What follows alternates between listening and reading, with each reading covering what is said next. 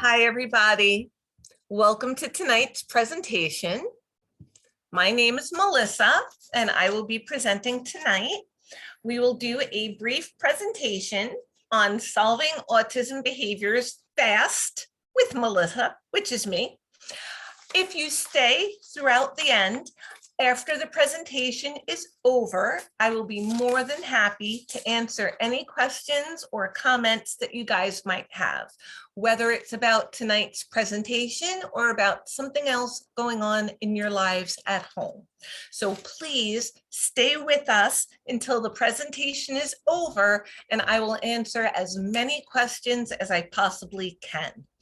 And if you stay through the question and answer, you will be entered in a raffle.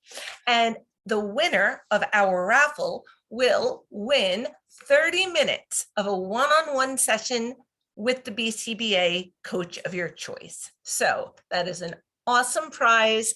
I'm very, very pleased, and I can't wait to see who wins that prize this evening at the end of our workshop. Also, I wanted to mention that you'll be able to see in the Zoom presentation that there is a survey that you can answer, just like on a rating scale from 1 to 10. If you guys wouldn't mind filling that out, that will definitely help us improve for our future workshops and presentations. That's very, very helpful on our end, and we want to make these as functional and purposeful and wonderful for you as we possibly can. And your input is part of that. So we would really appreciate it. Without further ado, let's get started with tonight's presentation so I can get to all of your questions. First, let's start with a brief disclaimer. This information and all of the information in my workshops are not intended to serve as a substitute for consultation with medical and behavioral professionals. Only qualified professionals who know and work with a child on an ongoing basis can adequately assess and supervise a child's program. I always recommend including a board-certified behavior analyst on a child or client's team. This is especially important if a child is in danger of hurting themselves or others.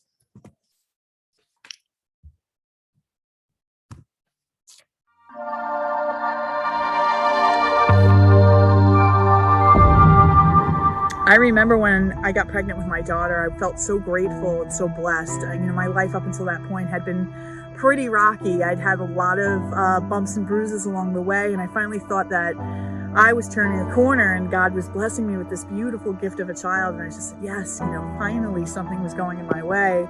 And then when she was born, she was just absolutely perfect. I had all of these dreams and expectations for her. I thought of all the things that I thought she was going to do.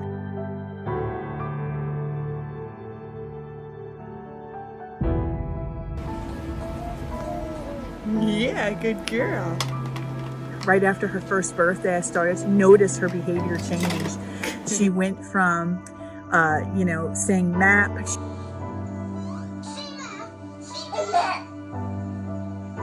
She was obsessed with Dora the Explorer, Mama, Dada. She was saying it all. Good girl, say map. Good girl.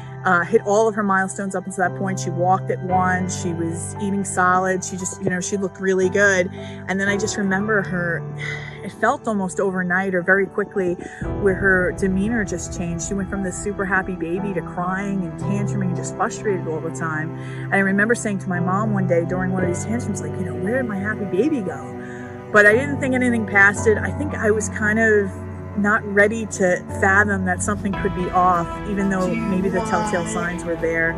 Let's try, do you want to do Cheerios? You want Cheerios? You don't want Cheerios, okay. Do you want... Dressed. Honey, we gotta get dressed. We gotta get dressed, honey. Come on, time to get dressed. She started to lose the words that she had gained. She wasn't saying mama anymore. She wasn't saying map. She just seemed really disconnected from us. Instead of playing with her toys, she would take them, dump them all out of her toy box, and just start twisting them around her hands aimlessly with no intended purpose. I was really kind of in denial about it. And then I remember one day we were in the middle of a store, and then all of a sudden out of nowhere, she just started screaming and yelling like somebody had slapped her. I don't even know what the problem was. And I was so mortified. I didn't even know what to do. I was so scared. I literally just left the half full cart in the store, picked her up, and just ran out of there. Never went to that store again. I just didn't even know what to think. And that was probably the first time it really kind of stung for me that maybe something is wrong. They diagnosed her. They didn't diagnose her right away. They said that, she was too young for a diagnosis. I didn't even know what they meant when they said that. I was like, diagnosed for what? I just had no idea what they were talking about. And then they said, we'll come back in if you're not seeing progress. And I said, okay, and a couple months later, I'm watching these speech therapists play with her on the floor. I'm not seeing any progress and felt like she was getting a little worse. And then we went for our 2-year-old wellness visit. And the doctor said that she was behind if she wasn't using 20 words with intent. And that was probably just the knife to my heart. At that point, I really couldn't deny that something was up with her anymore. So then I called the county back in, and then she was diagnosed on the spectrum. And I remember that day, and it was worst days of my life. It was my darkest hour. I could easily say that. As a mother, as a woman, as just a human being, it was probably one of the hardest times I had ever gone through. And I remember just being I went from being so happy with God, so thankful, to being so pissed at him for doing this to her and wrecking this beautiful gift he had given me. And for a while there, I struggled to figure out what this meant, or what we were going to do, or how this was going to define her. All those dreams I had for her future were just completely shattered, and I had no idea what was going to happen next. And I went from just hopeful to just complete blank when I thought about the future. One night I was thinking, I'm going to die one day, and who's going to care for her like her mother? And something about that thought just snapped me out of my depression and my anger and my fear and said, listen, we got to get to work here. I promised that when she was born, I was going to be the best mother I could be to her. And that promise hasn't changed. In fact, it should mean more now than ever, not less. She needs me now more than ever. And I didn't know at the time what we were capable of, or what having those changes, that mindset shift for me was going to do. But I wanted to know that at the end of every night, I could look myself in the mirror with confidence and say, did you do everything you could, Michelle, to give her the best possible life? And if the answer was yes, then that was a good day. And I wanted the answer to be yes, 100%. And no matter where the cards fell, I know I could leave this earth saying I gave her everything I had, no regrets. And as I've navigated this world with her and walked away that day after having that thought, I really just grabbed the bull by the horns. I became her fiercest advocate.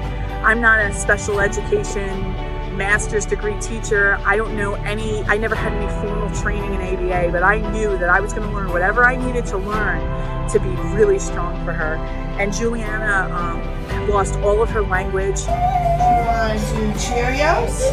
You want Cheerios? You don't want Cheerios. Okay. She was nonverbal when she was diagnosed. Show me what you want. Okay. You want something to eat? We taught her sign language.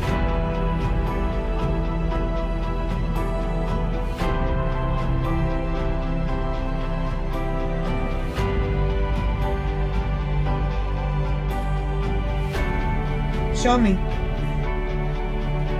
Juliana, show me. Good girl. Then she went from sign language to word approximations. What? Is that goldfish? Okay, and give us goldfish. Then she started to speak. Say I did it. She She went from the most restrictive preschool environment. She was in the 614, most restrictive preschool, special education preschool environment you could be in. Your name is Juliana. Good morning to you. Your name is Juliana. And how do you do? Hi, Juliana. To now where she is almost 8 years old. She's in a second grade class in a gen ed school, integrated class with typical peers. She speaks beautifully now. What did you like about the troll experience? I like when they made me look like Poppy, and I like the thing that like touch the paper. She has a personality. She has conversation skills. There's still things that we need to work on, but for the most part, her future went from black to now having possibilities. And none of that could have happened had I not kind of gotten out of my own way and really hit the ground running and started to take action for her. And I can't say that I could do that for every parent I coach, but what I can tell them is I will have them feeling like I did, looking myself in the mirror, you looking at yourself in the mirror and saying, I was everything I could be for her today. I have no regrets.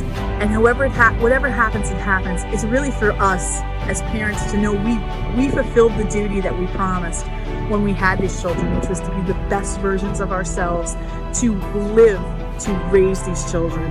I've helped now hundreds of mothers, coach them one-on-one to do the same things I did, to help them to be strong, to help them to craft plans where we're seeing constant progress. This is what I want to do. I want to give you the chance that Juliana's had. I want to give you every opportunity to give your child that happiness. Dear Juliana, today you are rich. A day full of happiness moments. Spent with friends. Many good memories to relive again. And great times. I hope it will never end. Happy birthday, love, Jane. I love that video so much. Every single time I watch it, it makes me happy. So how do we get you guys from wherever you happen to be to where they are right now? Well, part of that is mastering what we call the big three. This big three basically summarizes what every child needs for a chance at a life of independence. Now, the big three include communication, having problem behavior at 0 or close to 0 levels, and being potty trained. So tonight we're going to discuss one of those big threes. We're going to talk about reducing aggressive problem behavior. So we consider aggressive and problem behavior one of the most important foundational skills to tackle because it can be so disruptive to the quality of life for the child, the family, the caregivers, for everybody. So when I'm working with a family that's dealing with aggressive behavior, I tackle it like a member of the bomb squad. And what I mean by that is I use what we call a bomb squad mentality. Step 1, approach and inspect. Step 2, disarm. Step 3, dismantling of the explosive behavior. So let's talk about each of these steps in greater detail. Step 1, slowly approach and inspect. Well, what do we mean by that? What we mean by that is, in order to reduce this problem behavior, studies show that, first of all, 68% of children and teenagers with autism had been aggressive to a caregiver, and 49% had been aggressive to somebody else at some point. That's more than half of the youth studied were having mild to severe aggressive behavior. That's also excessive tantruming and meltdowns have also been shown to be linked to autism spectrum disorder. So when we're talking about inspecting or observing the behavior, because chances are, if just about half of the families of kids on the spectrum are dealing with some kind of aggressive behavior, it's probably affecting a portion of the people that are here listening to this workshop tonight. So The step one in our bomb squad approach is to inspect and observe the behavior. That means we have to figure out why this behavior is happening.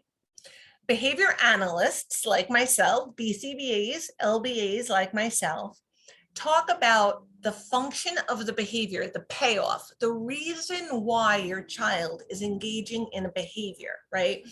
Unfortunately, we don't have a recipe book that says, if your child hits, do this. If your child scratches, do this. If your child repeats the same, echoes the same script from a movie over and over again, do this. But gratefully, we do have, if your child is engaged in escape or avoidant behavior, do this. If your child's engaged in attention-seeking behavior, do this. So if we know why the behavior is happening, the payoff that your child is getting, then we know what to do about it. And we can teach you what to do about it. It's not magic. It's just having the same information that we have. So the way we remember the functions of the behavior, what the payoff could be, is by using this acronym, MEETS. So you just have to remember, when you're looking at your child and trying to figure out, why is my child doing blank? Remember the acronym MEETS, and that stands for, M is for medical. Is there a medical cause to the behavior? Is your child sick? Are they hurt? Are they uncomfortable? Is it some kind of medical thing? Do they have an earache? Do they have a toothache? Do they have a stomach ache? Do they have a fever? Are they nauseous? Is something going on with them medically? If so, get them medicine. Go to the doctor and they will guide you. We're great behavior analysts, but you can't ABA a fever away. Okay, you have to go to the doctor, get medicine, and then the child will feel better and the behavior should ameliorate. Okay, now that's if the behavior is medical. An example of that might be your child is hitting themselves in the side of the head because they have an earache. Okay, that's an example of a medical function. Okay, the E in MEETS stands for escape. Escape or avoidance, which means getting out of something you don't want to do, not having to do something that you don't want to do.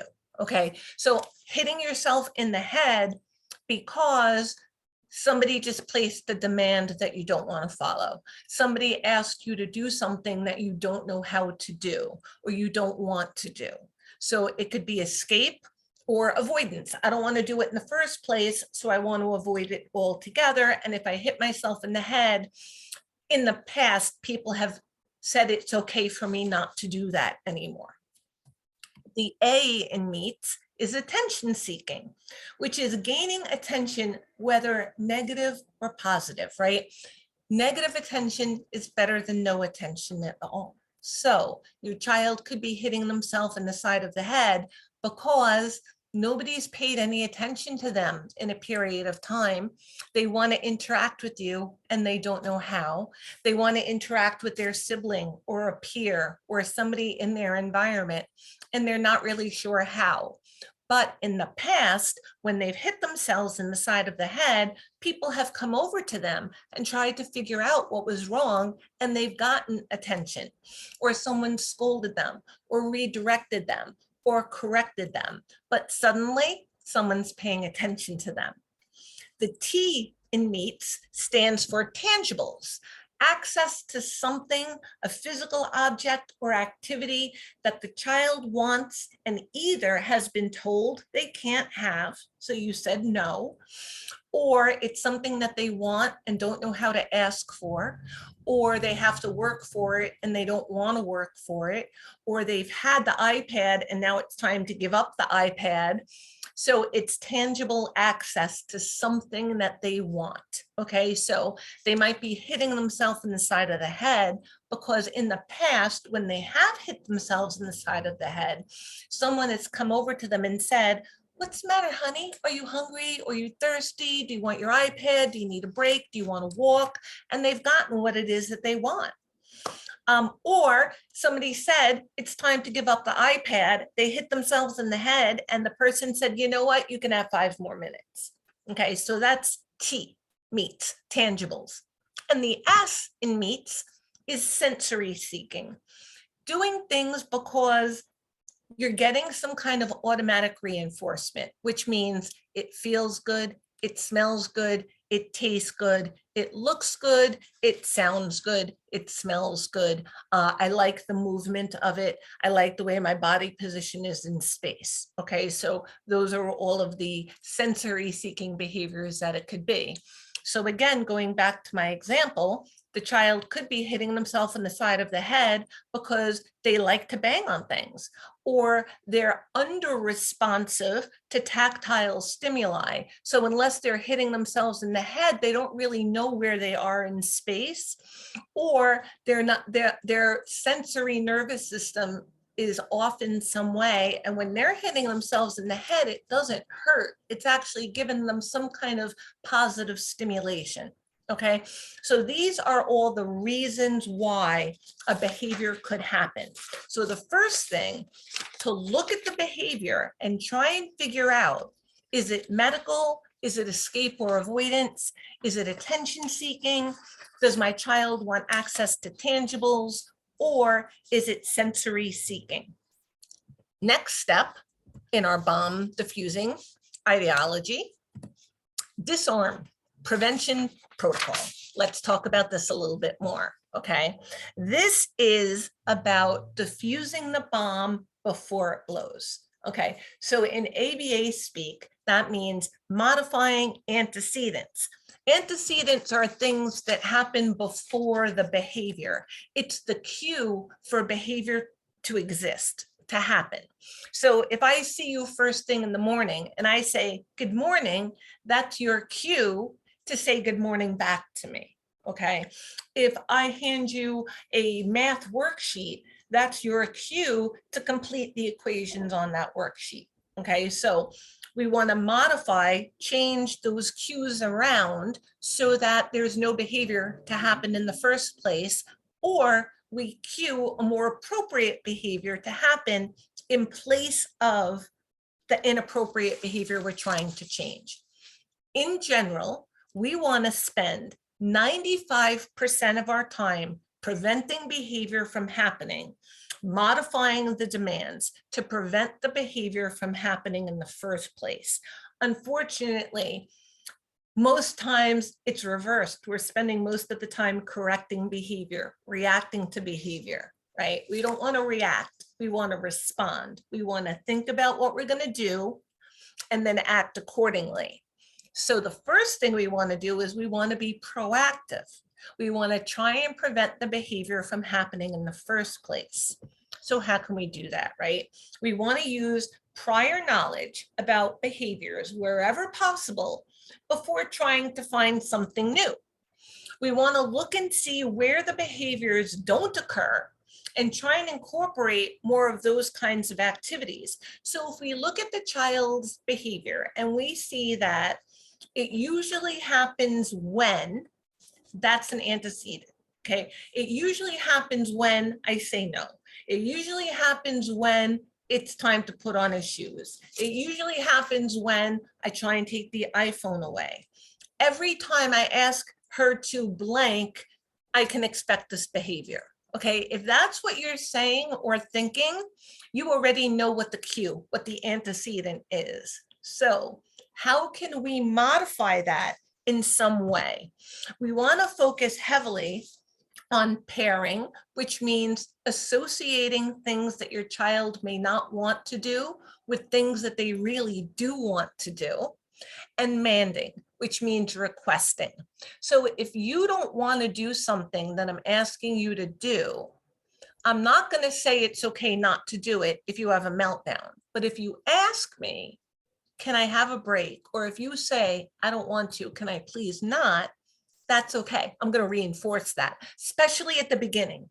If your child is usually tantruming to get out of doing something they don't want to do, you want to teach them to ask to get out of doing something they don't want to do. And you say, but If they're able to ask to get out of everything they don't want to do, how do I ever get them to do something they don't want to do?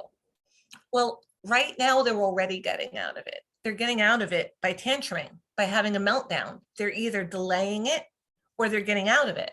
So if that's the case, we want to stop them from getting out of it on their terms, and we want to allow them to get out of it on our terms. So if we now say we are no longer going to remove this demand, we're no longer going to give this attention, we're no longer going to give access to this tangible item or activity as a result of this negative, inappropriate behavior.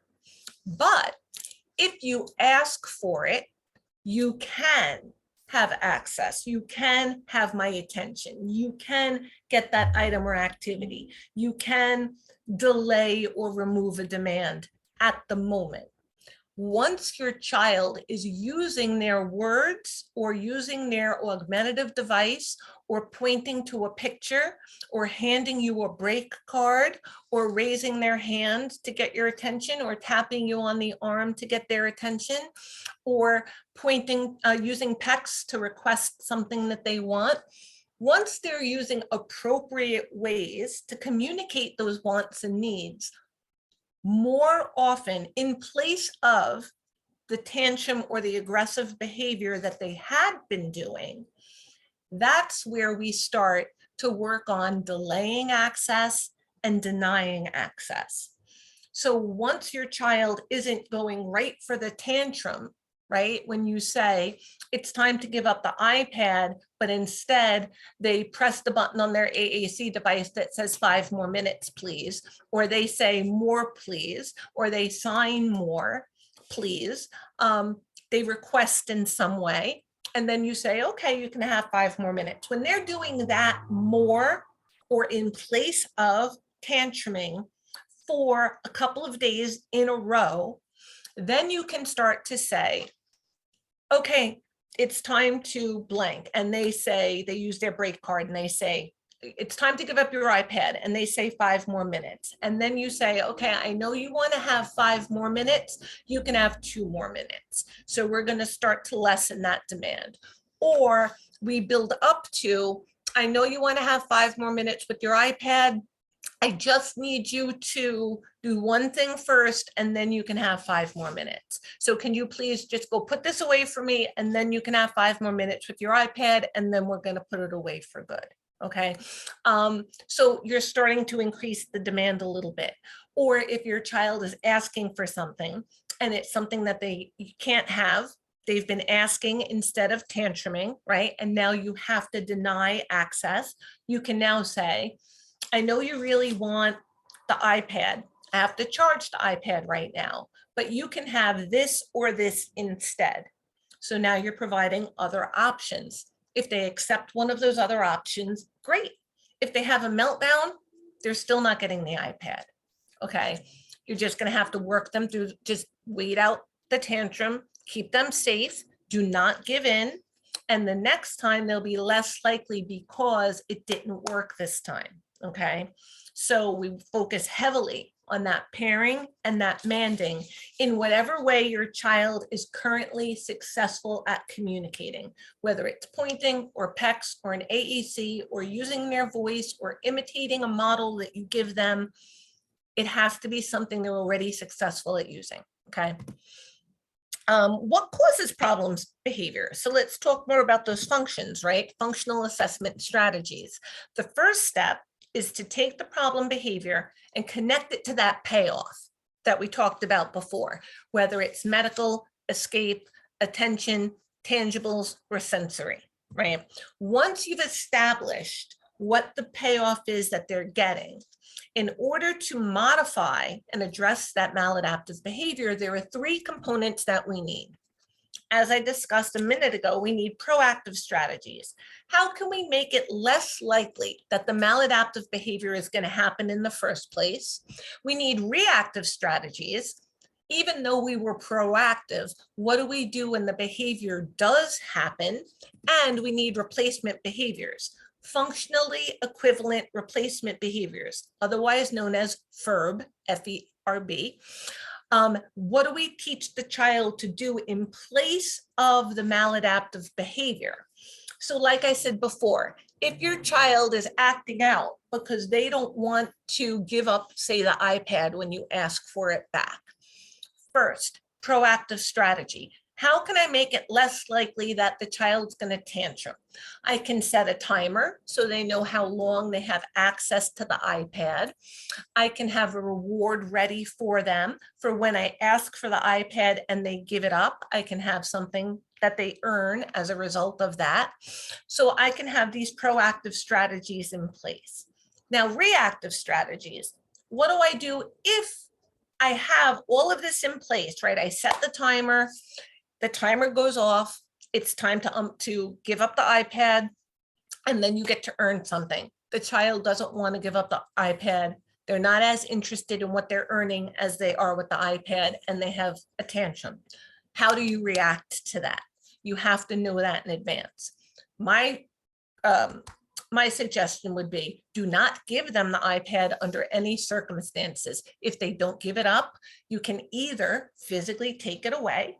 What I recommend is turn it off, disconnect the Wi-Fi, have a password on it, shut down the screen time. There are ways, depending on the device you have, that you can terminate access. You can mark it as lost, and you could set up a find my phone password. So once you mark it as lost, your child won't be able to use it anymore and the Wi-Fi won't work. So there are ways of shutting down access without having to fight your child for access to the device. But do not give in. If you've taken it away or you have access to it, then you have access to it. If they're tantruming, you're not going to give it back up, right? So that's a reactive strategy. You can have your child go put it in a port and plug it in. Like maybe they understand the concept of, well, we have to charge the iPad now so that you'll have access to it later or tomorrow. So that might be a strategy to use, but you have to have the proactive strategy, preventative, but if the preventative doesn't work and the behavior does happen, exactly how do we respond? You don't want to figure that out in the moment, because when you're upset and your child is acting out, which is going to be upsetting, you're not thinking clearly. So you need to have this plan in advance. And then the functionally equivalent replacement behavior. What do I want to teach him to do instead of having aggression or having a meltdown when he doesn't want to give something up? I could teach him to ask to reset the timer, to ask for more time, to say please, to ask for something else in its place. So these are all appropriate ways to get the same thing, to get access to something he wants. So instead of having a meltdown, which is no longer going to work, right? We disconnected that circuit. That switch no longer works. It's broken now. So he has a meltdown. He's still not getting the iPad. But if you say it's time to give up the iPad because the timer went off and your child asks for 5 more minutes appropriately, initially you're going to give them the 5 more minutes. And they're going to see, when I act out, I don't get more time. But when I ask nicely, I do get more time, even if it's just a little more time, even if it's once or twice, and then that's it. Now it's over and we have to move on to the next thing. They still got access, a little more access for doing something appropriately. They did not get more access for acting out. It's under your control. You're the one setting the limits and delivering the reinforcer. It's not under the child's control anymore, where they're acting out and then they're getting their way.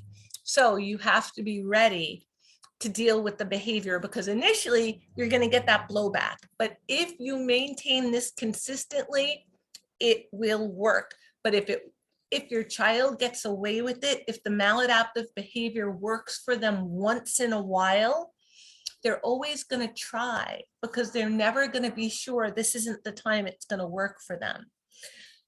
So you have to implement these strategies when you're ready. When you know you've got 2 weeks that you can really, you know, it's not a time where I'm going to be low on sleep or where we're going to have company coming over, or when I'm going to be strapped busy at work, or when my partner is going to be strapped busy at work, or when my other kids have some things going on. Like, that's not the time that you know that you can follow through with something like this. So you have to plan proactively for yourself too. Know that when you're ready to implement this, there will be a tantrum in response, but you're already dealing with the tantrum and the aggressive behavior. If you stick to your guns and you follow this plan, you'll only have to deal with that aggressive behavior until your child sees that you really are holding to these new rules, and then it'll go away. If you give in, or if you give in once in a while, you're going to end up having aggressive behavior pretty much indefinitely. So you can have like a rough 2 weeks, and then things can really start to get better, or you can be dealing with a lot of this behavior indefinitely, and it will get worse as they get older. So let's get back to strategies.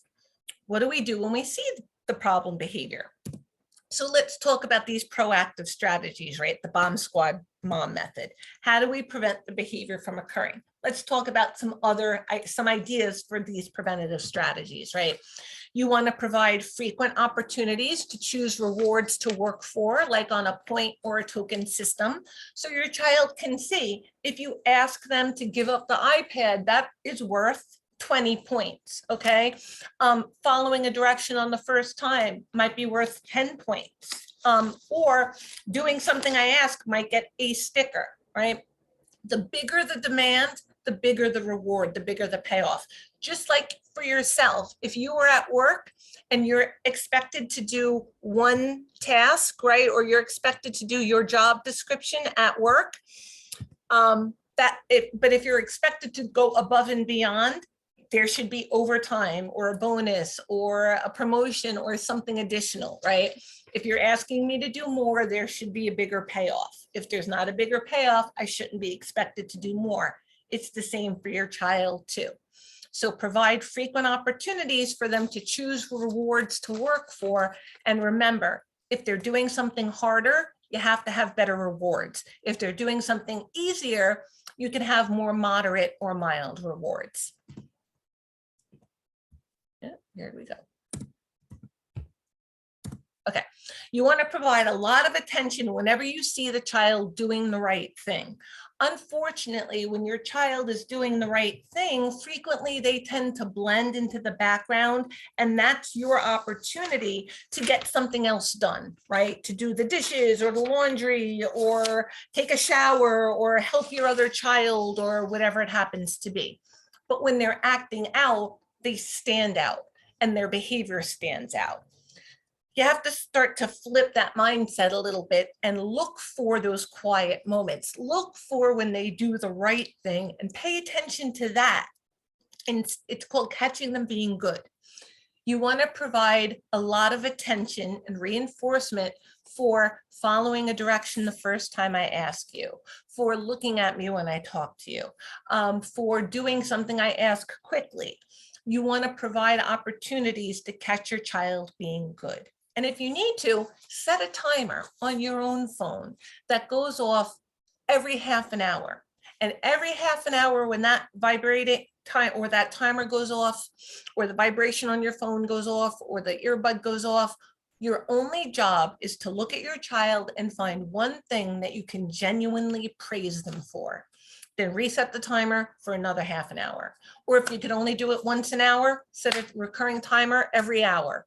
Look at your child, find something that you can genuinely praise. Eventually, you'll start to get into the habit of looking for appropriate behavior and paying minimal attention or no attention to negative or maladaptive behavior. And as I said before, since things have to be proportional, you want to provide more points, more tokens, or better reinforcers, or more time with the reinforcer during more difficult activities or more difficult demands than if you're asking them to do something that's easier. The first time your child does something, or the first time they do something independently, you want to give a much bigger payoff or reaction than to something that they're used to doing or that they've mastered doing, so that they're more likely to do that new thing again. If they see, wow, that really made an impact. You want to remind the child to use verbal statements to mediate their emotions rather than physical outbursts. And by verbal statements, that's whatever verbal behavior your child is currently using, whether it's pecks or gestures or an augmentative device or sign language or verbal approximations, okay? You want them to ask for things instead of acting out for things.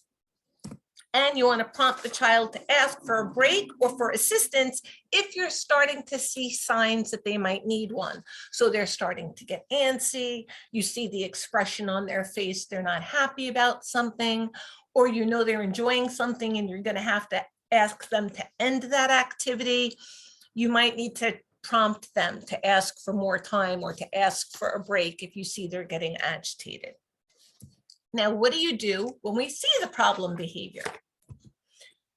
Those reactive strategies, right? We were proactive, we tried to prevent it, but the behavior happened anyway. Now what? The strategy we use depends not on the behavior itself. Like, remember before, I used the same example of hitting myself in the head for whether it was a medical issue, an escape issue, an attention issue, a tangible issue, or a sensory issue. So it's not the behavior, it's why it's happening that tells us what to do about it. Those functionally equivalent replacement behaviors are the things you're going to teach your child to do instead of the behavior you don't want to see. These are the things you want them to do instead, okay? This means the behavior that you're asking them to do instead has to get the same payoff as the maladaptive behavior. So if your child was acting out, they were being aggressive, and you were taking away a demand. So you said, it's time to get in the bath. They hit themselves in the head, and you said, you don't have to take a bath right now. This replacement behavior has to work for them just as well. So if you say it's time to take a bath and they use a replacement behavior and say, no, thank you, you have to let them not take a bath. You have to respond the same way that you would have responded if they had hit themselves, okay? That's the only way they'll start to use the new behavior. They already have something that's worked for them, that they know how to do. So it's a habit they have to overcome. The only way they're going to overcome it is if that no longer works, but you're not going to get rid of that desire, that impulse. You're not going to suddenly make it so they want to take a bath, or they want to give up the iPad, or they don't want your attention. But you have to teach them how to do it appropriately. You can't just teach them what not to do. You have to teach them what to do instead, because if your child has to figure it out on their own, it's probably going to be equally inappropriate, right? They already figured out the aggression on their own. They figured out that if I hit myself, somebody's going to come and offer me things. Or if I hit myself, someone's going to attend to me. Or if I hit myself, someone's going to take this demand away. So if you teach them something else is going to work instead, and that's not going to work anymore, they'll start to do what's going to work instead, right? It's all about the path of least resistance. What works for me? I don't want to make my life harder. My life is already hard. I'm just doing what works. If the replacement behavior does not work as well, they're going to go right back to tantruming, right? If I'll try this new asking, if it works for me, but if this new asking thing doesn't work, I'm going right back to what did work before, because I really don't want to do that, or I really want that activity, or I really, really want your attention, or this really feels good. So you're not going to stop them from wanting that. You just have to give them something that will also get that same payoff. If they don't get the same payoff, it's not going to be sustainable. Okay, and step 3, deactivate the explosive problem behavior. So how do we do that? Okay, how are the reinforcements? Another reason why problem behavior can occur is that the demands might be too high, or the reinforcement is too low. So look at the whole environment and see what's going on. we have to make sure that we move the scale down so that the demands are lower and the reinforcement is higher until your child starts to learn that if I do something that you want me to do, I will then get to do something that I want to do. And if I do a little bit more of what you want to do, I'll get to do a little bit more of what I want to do. So we have to adjust that initially for your child. Now, that doesn't mean we can't ever increase demands, but we want to start where your child's going to be successful. We want to set everybody up for success. Once your child is successfully doing step 1, then we can move to step 2. But if they're not doing step 1 yet, jumping to step 4 because they're getting older or because you really need them to do blank, it's not going to work. You have to go by where they are, where you want them to be, and take baby steps towards that goal. Reinforcement is basically anything that is added or removed that increases behavior, that increases the likelihood that behavior is going to happen. So I say all the time, once a behavior is occurring, the way you manage that behavior isn't about that instance of behavior anymore.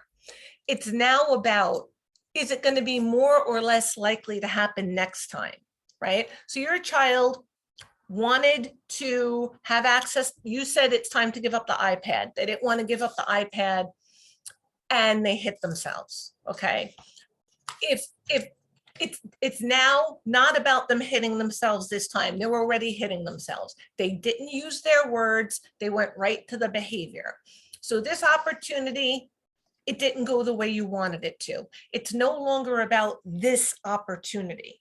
The way you respond in that circumstance is now going to affect the next time your child wants access to that iPad.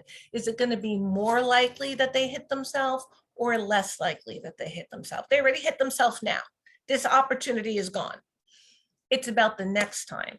So if you don't give in, and the only way they get more access to that iPad is by appropriate behavior, then the next time they'll be less likely to hit themselves.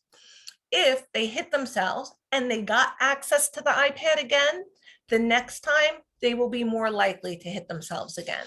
So you always have to think about, it's not about this occurrence anymore. I just have to keep my child safe and think about next time, okay? So positive reinforcement is when you add something that increases behavior, and like social praise, giving a toy, a point, a chip. Negative reinforcement is when you take something away that the child doesn't want. So I ask them to get in the bath. They don't want to get in the bath and they say, no, thank you. I just increased them saying no, thank you, right? They didn't have a tantrum. I increased them using their words, right? So they're more likely to use their words again next time because I took away the demand of having to take the bath right at that moment, okay? And you have to say to yourself, what is more important in this moment? Taking the bath or using their words? Taking in their bath or getting rid of the tantrum? That doesn't mean you don't have to still clean them. Okay, you can use wipes, you can use dry shampoo and dry conditioner.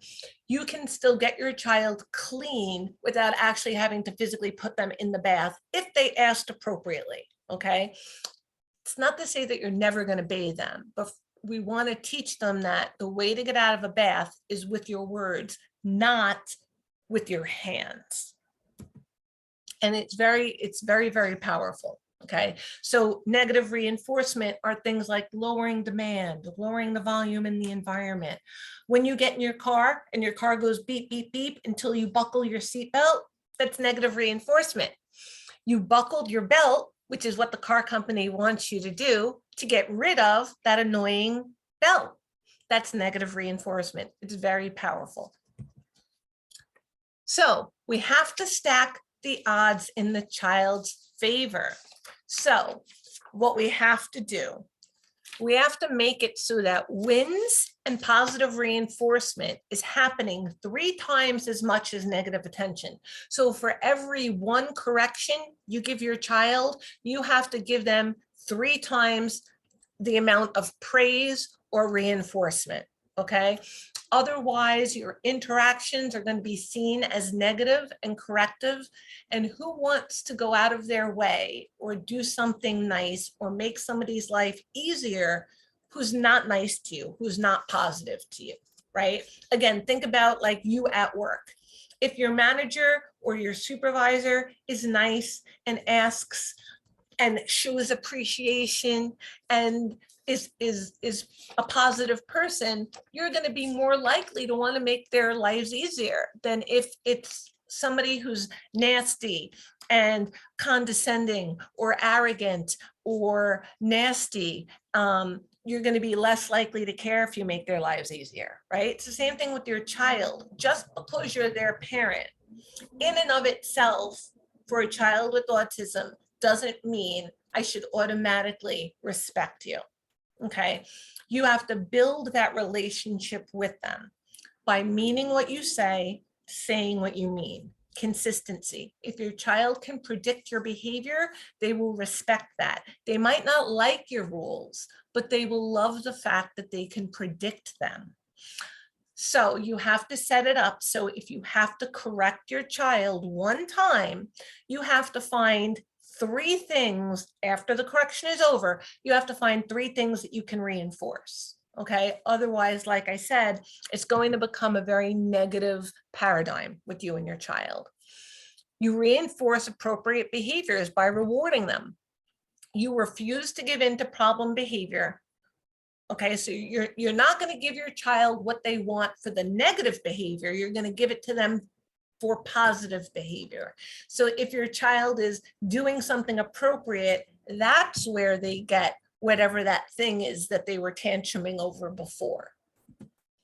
You want to use visual supports to communicate rules. So whether it's words or pictures, post things. You can model things. That's another visual support. So use whatever supports is going to make it more likely that your child's going to be successful. So maybe a picture of the word break and a big timer to show like you can get a break from something by asking or by pointing to this or by handing this to me. And having the picture there is a reminder to use it or to use their words or whatever it might be that you're asking them to do. Start with small, achievable goals to encourage success. Like I said, we have to set everybody up for success. If your child is starting off something new and they're starting off with a lot of corrections and negative feedback, think about it. How many things do you tend to do out of your choice in your spare time that you don't do well? Most people tend to like to do things that they're good at, and they tend to avoid things that they're not good at. So we want your child to be good at this, right? So start small with something achievable where your child is currently successful, and then we gradually build from there. So we treat this as a package deal, okay? We don't just treat aggression or problem behavior in isolation. There's no one solution to the problem. You have to look at it as a context, as a whole package. So first, you want to modify those antecedents and consequences. Modify the cues to the behavior and the consequences for the behavior. So I'm going to use a timer to show the child how long they have access to their iPad, right? I'm modifying the antecedent. I'm showing them in advance. You can predict how much time you have. And if you keep an eye on the timer, you can predict around when it's going to be time to be over, right? And I'm going to modify consequences. If you have a tantrum, you're not getting more time. If you ask appropriately, you're more likely to get more time. I want to increase reinforcement so your child is contacting reinforcement more frequently. So if I was expecting them to sit and practice their piano for 15 minutes, and it's not happening, I might have to say, you know what, I've got to reinforce them more frequently. So I'm going to reinforce them. They're going to earn a point for every 1 minute that they continue to practice. And when they earn 15 of those points, they're done. Okay, so I'm reinforcing them more frequently. I'm reinforcing them every minute. I'm not making them wait the full 15 minutes to get feedback. And then when they get the whole 15 minutes, after getting feedback every minute, then they get something big. Okay, or I'm praising them as they go along. Or instead of doing the worksheet with 10 math problems, I'm only going to have them do every other one. We'll do the other ones later. We'll come back to it at another time. Instead of having them clean up their whole room, I'm going to have them pick up the toys on the floor. One thing, like you do, put your dirty clothes in the laundry basket, like one thing. That way we set them up for success. We have to modify the demands to where your child is at and then build build from there. We want to decrease those demands like I'm talking about right now. So if we're asking too much, then we lower the demand. If the reward we're offering isn't enough, then we increase the rate that we're giving that feedback. Extinction means withholding reinforcement for aggression by differentially reinforcing replacement behavior. That sounds complicated. All it means is the aggression is no longer going to get them the payoff they're looking for. The only thing that will now get that payoff is that appropriate behavior that you're getting from them. They're asking for attention appropriately, right? They're calling your name, they're tapping you on the shoulder, they're raising their hand, they're handing you a PEX, they're using their device. They're requesting escape appropriately. They're asking for a break. They're saying no, thank you. They're asking for a walk. Again, with their PEX, with their device, with their gestures, with their sign language, with their words. They are, or typing, however they're communicating. They're asking for tangibles. They want access to something. They're not going to get access through tantruming, but if they ask for something appropriately, they can have it. Again, by pointing to it, by signing for it, by verbally requesting it, by using a PEX, by using their augmentative device, etc. So I'm withholding reinforcement for the tantrum or aggression behavior, but I'm delivering reinforcement for that functionally appropriate replacement behavior that I'm trying to teach them to do in place of the behavior I'm trying to change. As I'm talking about right now, those functionally equivalent replacement behaviors. What do I want them to do instead? I don't want them to tantrum to escape something they don't want to do. What do I want them to do when they want to escape something? I don't want them to be aggressive when they want my attention. What do I want them to do when they want my attention? I don't want them to be aggressive when they want a tangible item or activity or person, but what do I want them to do when they want that activity? I don't want them to be aggressive because it feels good. What other sensory thing can I give them to do that feels good, but that is also appropriate? So if they like to bang on things and hit things, can I give them a drum? Can I give them a tap pad? Can I teach them to hit a heavy bag or to work out in some way? What can I teach them to do? If the child is destructive, can I teach them to rip up paper? Maybe I'll teach them to rip up the recycling and crush the cans. So what can they be destructive with? That's appropriate if they're doing it because it feels good. And data. We have to keep track of how often these things are happening so we know if what we're doing is working. Because if what we're doing isn't working, we want to change what we're doing. But we want to give it enough time to kick in. So I usually say 2 weeks. Take data, write down how often are they aggressing? How often are they getting aggressive? How often are they tantruming? How often are they having meltdowns? What happens right before and right after that behavior? So keep track of that.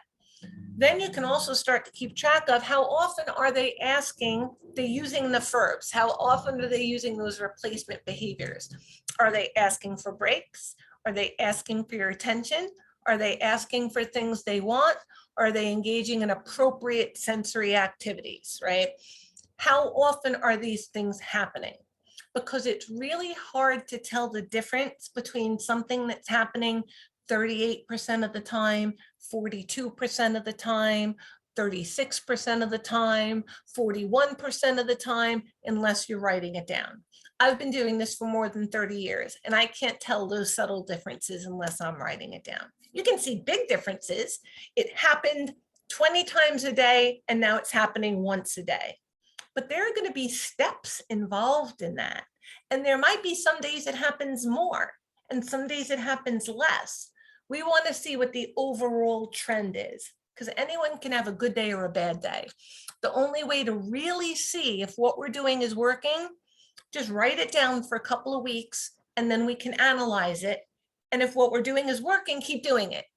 If what we're doing isn't working, consult with the BCBA so we could figure out what part of it isn't working and fix that part of it so it does work. Okay. So like I said, that it's the data that's going to show you those subtle differences over time. Okay. And if the data hasn't changed, shake things up. We got to change something. So we already talked about all of this. So finally, I find it really helpful to view all of these strategies more like laying bricks for a building than shooting silver bullets. You have to lay the foundation to carefully plan those next steps, right? If your foundation is shaky, anything you build on that foundation will eventually crumble. But if you have a strong foundation, you can build on top of it and end up with an amazing structure, right? So it's some focused and deliberate work. You can really build something beautiful together with your child. So where you are right now, there's a trifecta of suffering. As the parent, you're saying to yourself, I don't know how to help my child. I'm not equipped for this, right? In your child, you might be saying, my child doesn't understand and they're never going to get this. And looking at a program or techniques or strategies, you might be saying, yeah, right, this isn't going to work. It's too good to be true. My child's too severe. I've tried this stuff before. That's the trifecta of suffering. Disbelief in yourself as a parent, the disbelief in your child's abilities, and the disbelief in anything changing based on the strategies that you're going to use. And what happens is quicksand. You're stuck. Nothing changes. You're doing the same thing over and over and over and over and over and over again and expecting different results. And surprise, surprise, nothing different happens. As a matter of fact, things get worse. And then you get more frustrated and things get even worse, right? We want to get you out of this vicious cycle. So we offer a 3-month group coaching program with guaranteed results. Now I'm going to explain all this. What you get when you join Champions for Our Children, our Champions Master Class, what you get is you get self-study courses, our Champions Master Class. It's courses on the big 3 that we talked about before at the beginning, the potty training, the communication, the behavior to 0, and other autism related topics. Okay, you get 3 weekly live group coaching calls where you get to learn from the experts. Okay, just like the workshop I'm presenting tonight that we do a couple of times a month, we have 3 weekly calls that we do for group training, and then we answering coach questions about those techniques and about things going on in your homes. So Michelle is the jack of all trades, right? And she will craft out a personalized plan for you and your baby. Stella is our mindset coach to help you keep your mindset in a place where you stay determined to help your baby. It's easy to get discouraged, and it's easy to kind of fall into that I can't do this mindset. Michelle and Stella will help keep you focused and motivated and positive. and our BCBAs, myself, Armando, and Stacy. We will teach you how to get your child to those big three with all the effective ABA strategies that you can do at home with them. So we'll do presentations on specific strategies you can use. Like I did one on using a timer for your child. We did one on using differential reinforcement. We did one on how to use PECs. We did one on prompting and fading prompts. So we will take these specific ABA strategies and do weekly presentations on them so you can learn how to do the strategies. You can apply them with your child, and then you come back to the next week and you can ask questions as they come up. We also have, in addition to all of this, monthly specialist calls. We have an awesome registered dietitian and an awesome speech language pathologist that you will have monthly access to as well. You also get access to our private Facebook community where you will never feel alone again. You post what you need, you get what you need. We monitor it 24/7, and any questions you post, you'll get answers right away. You'll get a weekly newsletter for scheduled calls, and all courses and call recordings are located in your membership portal, which you will have lifetime access to. So you can go back at any time and review any of the presentations, any of the workshops, anything you need, you can go back and look at whenever you need them. Okay. So we offer education, a self-study course, which you get access to for life. We are all about you, getting you into champion mode with the education that we provide. We are all about your child, getting them into a forward momentum and keeping them there. No more regression. Okay. Maybe you're thinking, I should just do this by myself. Could you leave today, take your recording, and do all this alone? Well, you could, but what would it be like to do all of this with a team of experts to help you every step of the way and to guide you to those guaranteed results? A study was done that autism parents experienced trauma similar to that of combat soldiers. Asking for help is not a weakness, it's a gift to give yourself and to your family and to your child.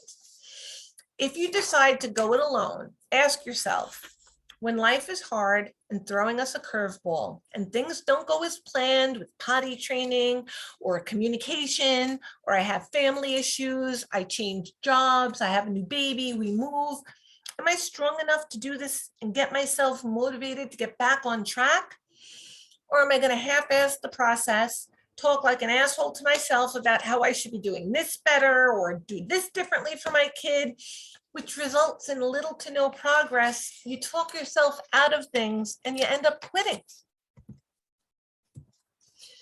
Our second pillar of success, we tend to have three. The first pillar is education. Our second pillar is coaching. Our 3 weekly Zoom coaching, live coaching calls with our team, group coaching calls, 3 of them weekly. You get 1 call with Coach Michelle, who is your one-stop shop for all of your needs. She has both been there and done that. You saw it in the video at the beginning, and she will help you do the same. She has been there as a mom. She knows what it's like to have to do this. Michelle.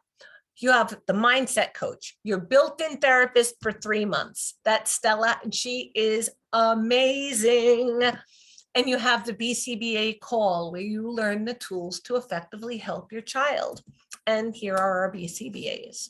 You also get the monthly coaching call with our registered dietitian and speech language pathologist. Okay, so that's our second pillar, is our coaching. And our third pillar is community. Our private Facebook group just for our members where no question goes unanswered. You're in a group of other parents in the program. We monitor the group 24/7. You can have your questions answered in between the calls and the weekly coaching. Support is truly our North Star. We want to be there for you.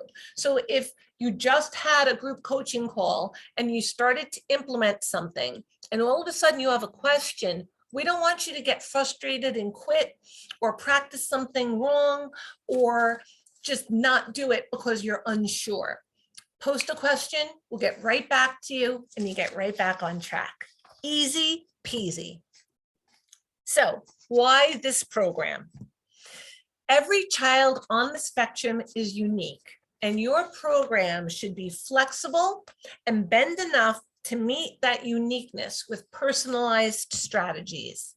So learn that potty training is 1000% possible. Your child doesn't have to be mildly autistic to be potty trained. You can feel confident as a parent like you were before the diagnosis came, because you will become fluent in your child's language of their behavior. You'll start to reconnect with your child because communication will finally be in place. We're going to get to the root level of your child's problem behaviors and treat it, not just treat the symptom.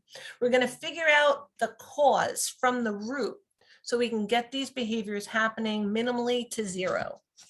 We're going to teach you how to live your life again, how to show up for an IEP meeting, go to a holiday party, plan a vacation, be a family. When life happens, we can help get you back on track. If a regression happens, we will tell you exactly how to handle it so it doesn't happen anymore. We're going to learn from trial and error rather than quitting on our kids. The only true fail is quitting. We're going to teach you how to build that champion mindset so you no longer have to worry about autism every minute of every day, and you'll get your independence back too. We guarantee results, okay? So for today only, if you book a free coaching call to learn more by clicking the link in the chat box, okay? You're gonna get personalized questions answered. So book that call and we are going to sign you up, and you are going to get access to all 3 of those pillars. You will not be alone in this journey anymore. So I'm going to play this video so you can hear from some of the members that we have been working with. And then after we listen to this video and you hear from people that we have been working with personally, I will look through the chat box and any questions that you've posted, and then I will open up live for questions.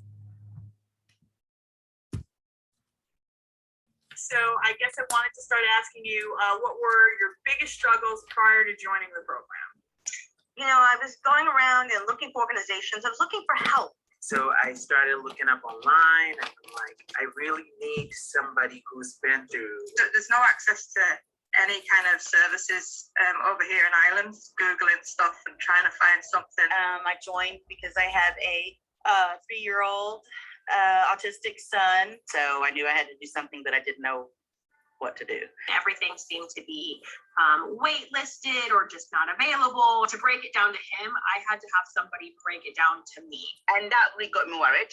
It got my husband worried and thinking, okay, we need to speak to their PD. I think my biggest struggle was understanding their potential. I actually didn't know, like I was kind of relying on just the speech therapist. I came in just feeling very helpless, very confused.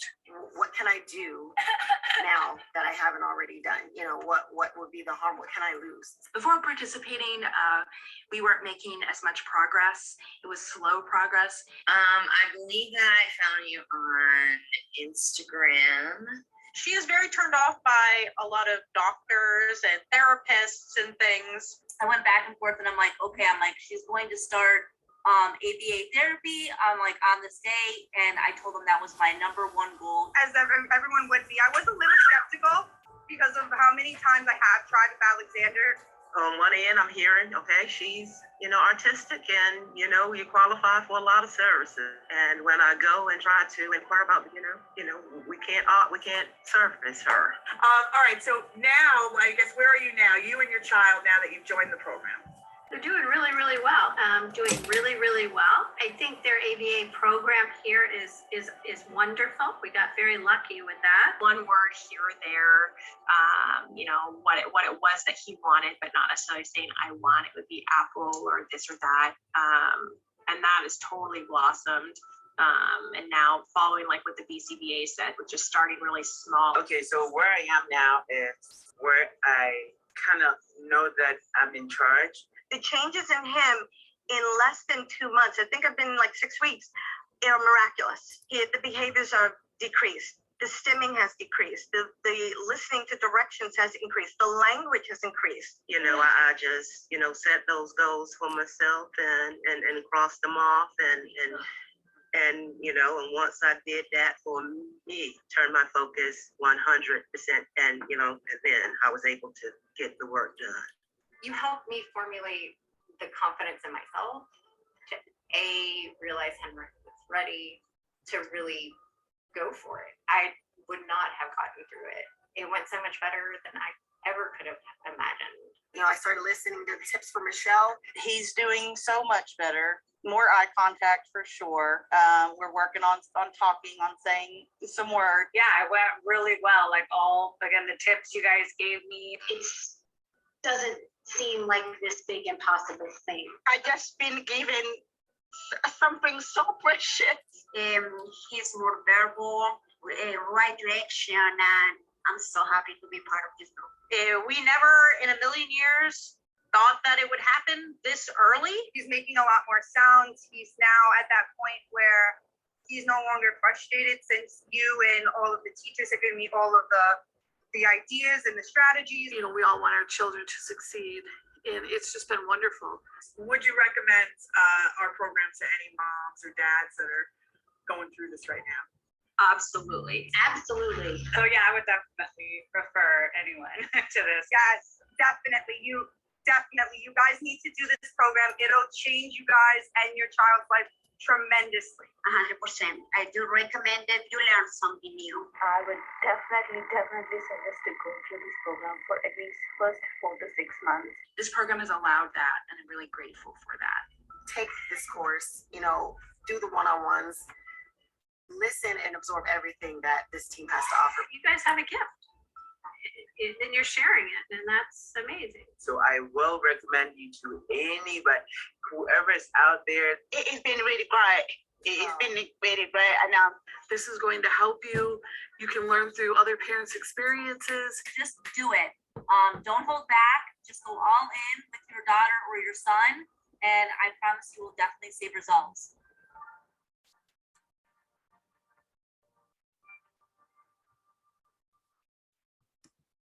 So I love our videos. Our families are amazing. Okay, so I want to open it up for Q&A. First, I'm going to just take a brief look through both the Q&A and the chat box, and then I'm going to open it up for live questions.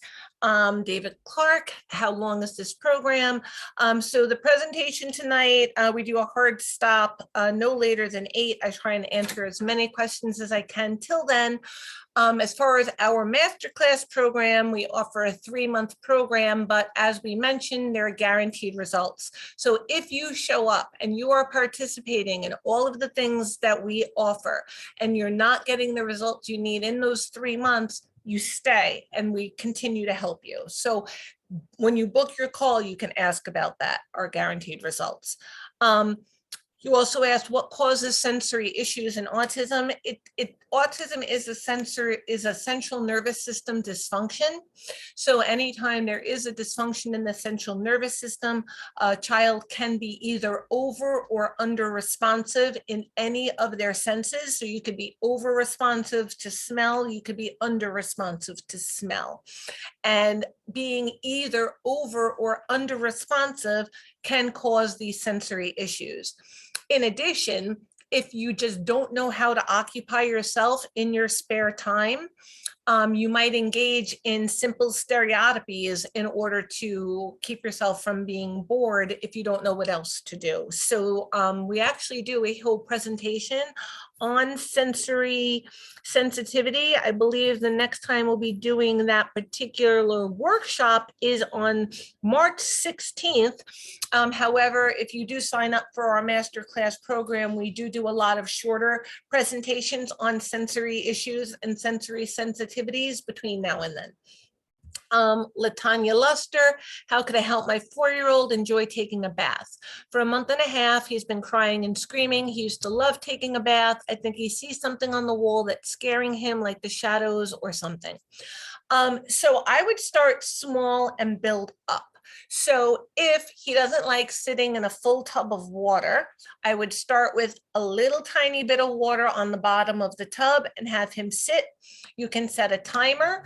You only have to sit for 30 seconds, and then you get, and I would use a very powerful reinforcer that he doesn't get at any other time other than when he's successful sitting in the bath. So if there's only, say, 1 inch of water on the bottom of the bathtub, and he only has to sit in there for 30 seconds, and the timer goes off and he gets to get out and get dry and engage in a reinforcer, that's what I mean by starting small. Once he can do that without crying or protesting, then you can increase the time he's in. Then you can increase the amount of water. Also make sure the temperature of the water is good. So how do I get him clean in the meantime? Washcloth, soap and water, wipes. They have body wipes that you can use in the meantime. As far as hair goes, they have dry shampoo, dry conditioner. You can also, if your child doesn't need that to that extreme, bath toys, things that he's interested in, maybe cut off access if he likes the iPad and videos. Cut off access at all other times of the day, but when he's in the bathroom and in the bathtub, you can put on a video that he can see, and you can hold up the iPad so he can see, but he only gets access to it while he's in the bathtub. So we have to associate it, pair it with positive things and with reinforcement. And sign up for a class so we could talk more and give you more suggestions along the way. My daughter gets aggressive, Denise. My daughter gets aggressive every day, mainly with me, but most times there's no clear antecedent. It's become more of a routine. It happens at certain times of the day or at certain events, such as after bath or in the middle of the night. It seems to just happen out of nowhere. This has been happening for a while too. It's more of a compulsion. No one seems to be able to help us. So frustrating. Okay, so sorry to hear that, what you're going through. The first thing I would suggest is write down what happens right before and right after for 2 weeks. We might be able to see a pattern that you might not otherwise be able to see. It may not be a pattern in terms of the same thing happening every time, but we might be able to see similarities in the function.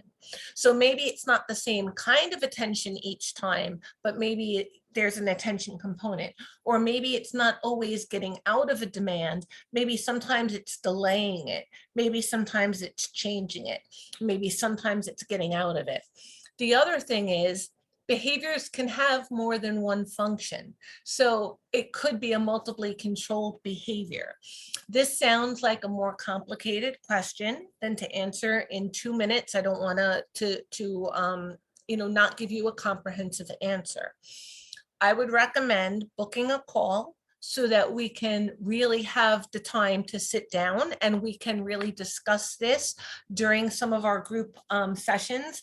We can get to know you and your daughter more, and we can really give you some more personalized suggestions. A lot of the presentations that we do for workshops are meant for general suggestions for a wide variety of people. A lot of this is a starting point.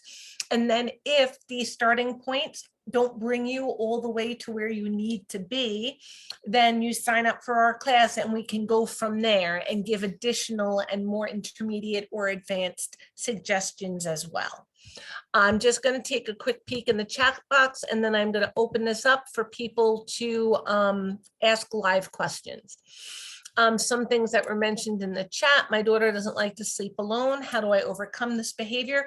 We actually have a whole sleeping program that we could suggest to you. Again, it's not a real quick answer, but it's basically a couple of things. It depends on why your child wants you there. If it's a physical need, like they need access to you in the bed, sometimes using like a body pillow, at pairing it with you and then systematically moving you further away and using more access to the body pillow until you can gradually get out of the bed and then out of the room can be helpful. If it's a security thing, sometimes having a camera or a walkie-talkie or something like that can make your child feel more secure. And sometimes it's a sleep training program where you go in and you put your child to bed and you sit with them for 5 minutes. Then you leave for 5 minutes, no matter what happens. If your child screams, they scream. You do not let them leave the room, and you do not go into the room for 5 minutes, no matter what. After that 5 minutes, you go back into the room. If your child's out of bed, just put them into bed. Don't make a big deal about it. Be neutral about it. Once they're back in bed, then you can be comforting. You spend 5 minutes with them. Then you leave for 6 minutes. After 6 minutes, you come back in. You spend 5 minutes with your child. Then you leave for 7 minutes, no matter what. Then you come back in, and each time you stay out for an extra minute. So coming in and out of the room is time dependent. It's not dependent on your child's behavior. After a couple of nights, they will get the idea that it's not based on their behavior, but they'll know that you are coming back. So if it's a fear thing or a comfort thing, they'll know that you are coming back in to check on them. And over time, they might even realize, even after I fall asleep, they might keep coming in to check on me. So please book a call so that we can give you more personalized suggestions if those don't work. How could I help my child to stop fighting teachers and taking them unaware? Again, reinforcement, pairing, breaking things down into small steps, being proactive, reactive, and having those functionally equivalent replacing behaviors. Let's see. Yes, you will all get a copy of this recording. And let's see, a lot of people were just asking about the recording and thanking us for the presentation. Okay, so right now I am going to open it. There are a lot of comments here, but I really want to be able to answer people's questions live and in person. So I am now going to open it for live questions. I had seen that there were some people that were raising their hands during the presentation, but we do all of our question and answer at the end here. So if anybody does have a question, please raise your hand now and we will answer as many live questions as I can. Please feel free to, like I said, just raise your hand and let us know that you do have a question that you would like me to answer. And I will be more than happy to answer any of your questions. All I need is to see somebody raise your hand and I'll be more than happy to let you unmute your mic and ask a live question. If anybody has a question that you would like me to answer live. Oh, good. I see somebody does have a question. Amy Dorr, D-O-R. If you would like to unmute your mic, I am at your disposal. Hi, Amy. Hi, how are you? I am well. How are you? Thank you. I'm good. I have a son, my 3-year-old son, his name is Hudson, and he is a frequent spitter. He enjoys spitting. And we've tried everything we possibly can to stop it, ignore it, and it just doesn't seem to work. So we were wondering if you had any tips. Okay, so spitting gets a lot of reaction. So especially these days with the pandemic, with COVID, it's even more of a trigger for a lot of people. So chances are he's probably getting a reaction from it somewhere. Or he could be doing it because it feels good. Like he could be doing it for a sensory reason. Is he verbal? Yes, he's verbal. Okay, so he does get a lot of practice kind of using the muscles and things like that. Oh yeah, yeah. Okay, I mean, he has quite a vocabulary, even though it's echoing, but yes, he is verbal. Okay, good, because sometimes kids will do that behavior just to kind of like get more exercise and get more, if you're not speaking as much as you should be speaking, sometimes you need to kind of increase the tone a little bit by doing some behaviors like that. So my first recommendation would be writing down what happened right before and right after the spitting for like over the course of a week, because sometimes, like I said a few minutes ago, it might not be the exact same reaction, but looking at it as a BCBA, I might be able to see those patterns, or it might be a multiply controlled behavior. So there might be more than one function. So it might have started as attention, but over time it feels good too. Or maybe it started as attention, but I figured out people also remove demands from me. So sometimes it gets me out of stuff. The only way to really figure it out, write it down, then share it with us so that we can help you figure out the pattern. And once we know what the reason behind it is, we can give more personalized suggestions for it. So if it is an attention-seeking behavior, not just not attending to it, but not reacting. So not making a face, not making like a body language, and not just from you, but from like anybody in the vicinity. If it's a sensory thing and it is something that he just likes the way it feels, we can give him appropriate things that he can do that has similar sensations. So you can go rinse with mouthwash. You can go rinse your mouth with water and spit into the sink. But we're not going to spit in this particular way. We can blow bubbles. We can, when he's a little older, chew gum and blow bubbles. In the meantime, blow bubbles with bubble bubbles. So once we know why the behavior is happening, it's a lot easier to come up with the intervention plan as a result. I would also give as much attention as possible to when the behavior is not happening. So sometimes if we can't figure out what the function is, we can do what's called a DRO, which is basically rewarding the absence of the behavior. So what I've done in the past is take one of the most favorite reinforcers, or if you have 2 or 3 like powerful reinforcers, take pictures of them, laminate the picture and cut it into pieces. I might even have an example right here to show you. I do, okay.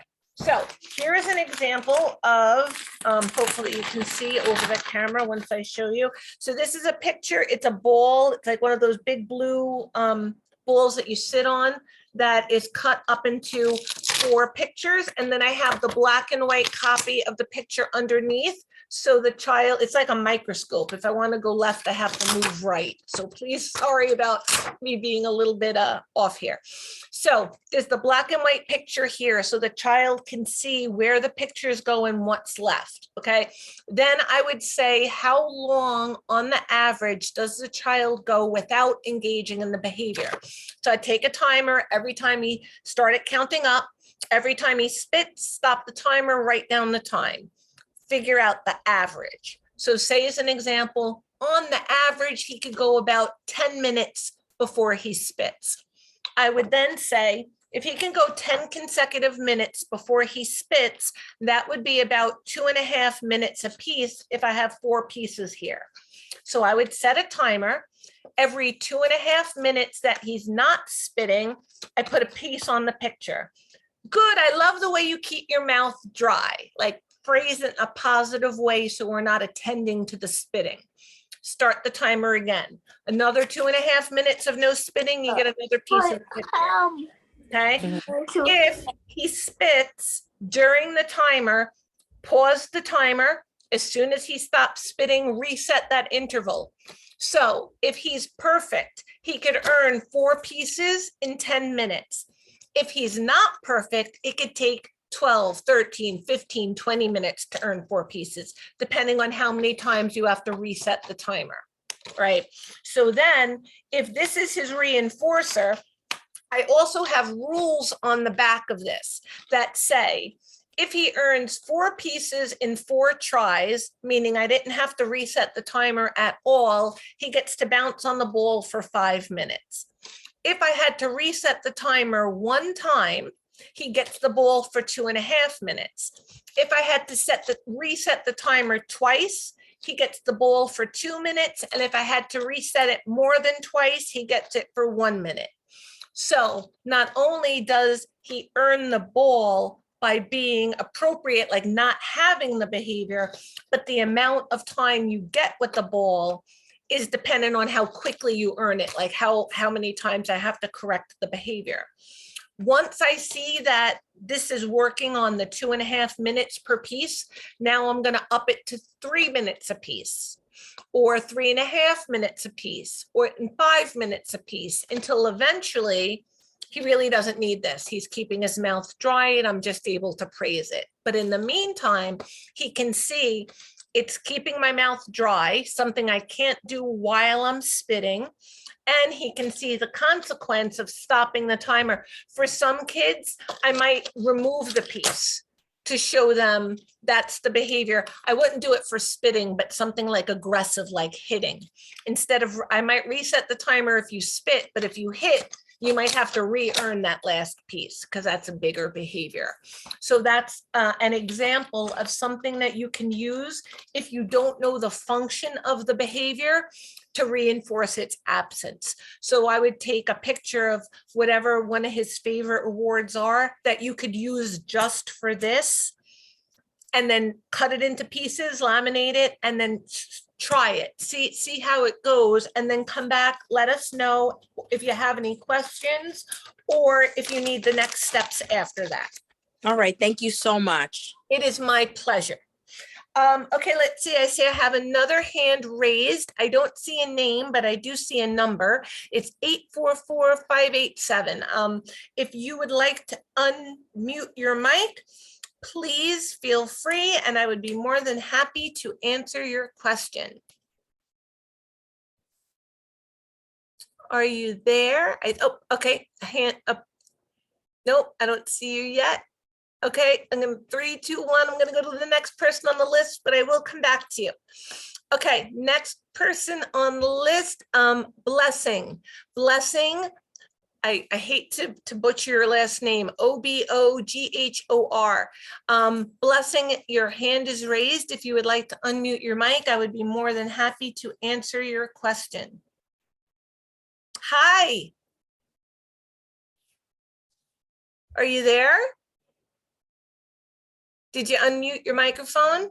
Blessing, all you have to do is unmute your mic. Yes, yes. Hi, how are you? I can hear you. I'm fine, thank you. I'm sorry for my language. Oh, don't be silly. Okay, my daughter is 5 years old. She speaks different words, names, but only when she wants, but not in form of communication. She sings and she learns songs, says rhythms and letters, but just when she wants. How can I help my daughter to communicate with me, with her sister? Okay, so it sounds to me like she has the ability to make words because she can sing and she can say some things, but she's not really communicating effectively or functionally, right? Yes. Okay, so the first thing that I would do is I would say, is she good at imitating? Yes, this 1 or 3 months. Okay. If you could model something, like if you said to her, like, do this, would she imitate what you just did? Would she copy you? Yes, but not every time. Not every time. Okay, so that's the first thing to get really, really good, for her to get really good at. If she can imitate movements, it'll be more likely that she could imitate words when you say them. So the first thing to do is to practice, do this and have her copy you. Do this and have her copy you. Make it a game. Include your other kids in it. So almost like a Simon Says, like, you model something and have the kids imitate you, and make a big deal, a lot of praise and attention for doing that. Once she gets really good at that, then you can, in the middle of making a movement, you can throw in, say more, say help, so you can throw in words once she's doing the movements. But she has to be really good at doing the movements first. In the meantime, I would work on having her point to things that she wants. So she shouldn't get anything for free anymore. She has to communicate in some way. So if she wants something, hold up 2 things, make her point to what she wants. Once she will point, anytime you hold up 2 things, then model the name of what it is. So if you're holding up a cookie and juice and she points to the juice, then you would say juice and then hand it to her. Whether she imitates you or not, you're just going to model it. But over time, you'll start to see, she'll start to imitate you. But she has to see that the only way to get things is to communicate in some way, and it will make communicating more fun and more reinforcing for her. So those would be the first things I would start with, and then come back and we can give you the next steps. Okay, thank you. Thank you so much. It's my pleasure. That's what I'm here for. Okay, I see David has his hand raised. David Clark, if you would like to unmute your mic, I would be more than happy to answer your question. Hello, David. Yes, I'm fine, thank you. I'm from Trinidad and Tobago. I'm a person with Asperger's, and I want to find out, why does the word autism have hand flapping issues and stuttering in speech? Okay. So it's hand flapping and stuttering with speech? That is correct. Those are the issues that you're having. And with the hand flapping, when does that usually happen? Oh, well, when I used to, I had a hand flapping issue as well. And when does that usually happen? Does it usually happen when it's something hard to do, when there's nothing to do, when there's a lot of people around? When is that most likely to happen? Like the hand flapping is like when I'm getting excited and things. Okay, so one of the things that happens a lot with the self-stimulatory behavior, like the hand flapping, a lot of times it's a way to calm anxiety. So if there's a lot of stimulation in the environment, it's more likely that there'll be some hand flapping going on. So some ways to make that better is to make the environment more predictable. Maybe use a schedule. So you could either write down a list of what's going to happen next and maybe include either words and or pictures or icons, whatever works the best. So that way there's more predictability. If there are going to be people around and that is something that usually sparks some anxiety, make sure there's an out. So make sure there is a quiet, safe space where the person who's anxious can go and get some quiet, calm time. But again, I would put limits on that. So as an example, I have a nephew who's on the spectrum.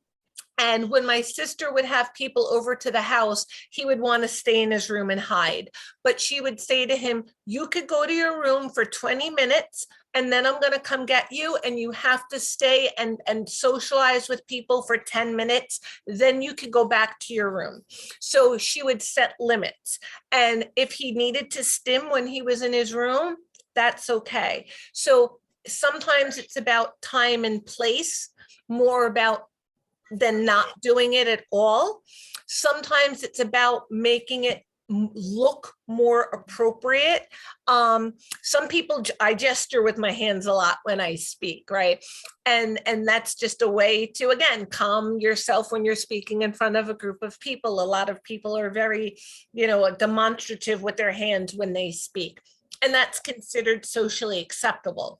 So is there something appropriate that this person can do with their hands instead of the flapping that can help them calm down? So there are a lot of fidgets that are available.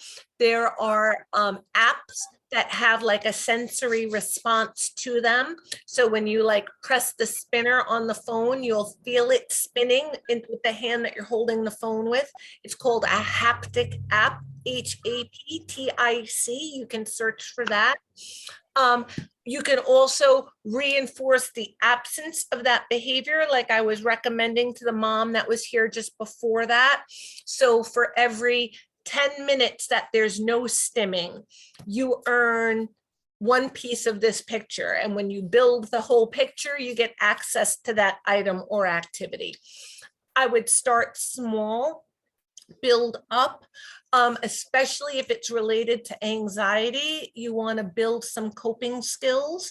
So things like deep breathing, things like tightening muscles really tight and then releasing them, jogging in place for 30 seconds in a row and then relaxing your muscles, guided visualization, things like that, so that there are coping skills at that person's disposal when they need them. And if they like sensory things, you could always put together like a little sensory emergency kit. So when you do go out in the community, you have access to either fidgets or tactile things that the child might like, or music files, or whatever it is that you need in order to provide a little additional stimulation. I would start there and then come back and let us know how things are going.